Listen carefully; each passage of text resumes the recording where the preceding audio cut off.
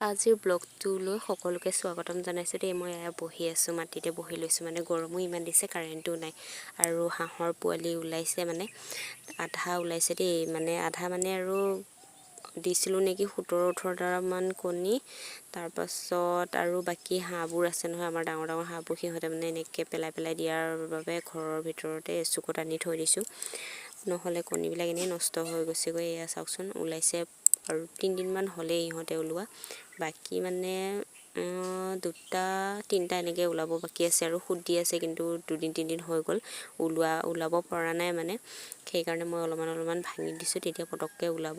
এনেকৈ যদি 2-3 দিনৰ পিছতো নোলায় ভাঙি দিব লাগে আৰু চাই পেলাই কণীখিনি আঁতৰাই থৈ দিব ফাৰ্ষ্টত, নহ'লেতো এই পিছতীয়া আগতীয়া কণীবিলাক থাকে নহয়, তেতিয়াহ'লে দেৰি হ'লে ওলাবলৈ দেৰি লাগে। এইখিনি আমাৰ একেলগে গোটাই পেলাই দিয়া আছিলে কণীখিনি, সেইবাবে মানে 2-3 দিন হৈ গ'ল ওলোৱা নাই, উলিয়াই দিছোঁ, নহ'লে ওলাব নোৱাৰি মৰি যায়গৈ।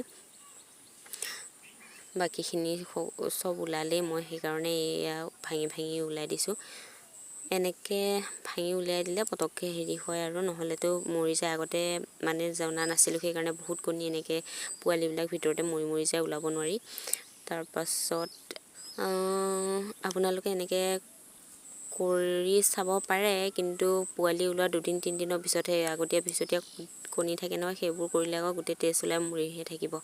জানিব লাগে বাৰু, এইবিলাক পুহি অভ্যাস হৈ যায়গৈ। এইকেইটা মই পোৱালিকেইটা ভাঙি পেলাই ওলাই দিছিলোঁ, চাওকচোন।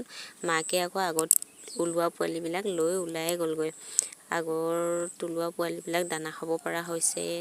যোৱাকালি দেওবাৰ আছিলে, দানা আনি কৰি সিহঁতক দি আছোঁ। এয়া ওলাই কৰি আজৰি পোৱালিকেইটা। আজিৰ ভিডিঅ'টো গাইছ ইমানতে সামৰিছোঁ, বাই।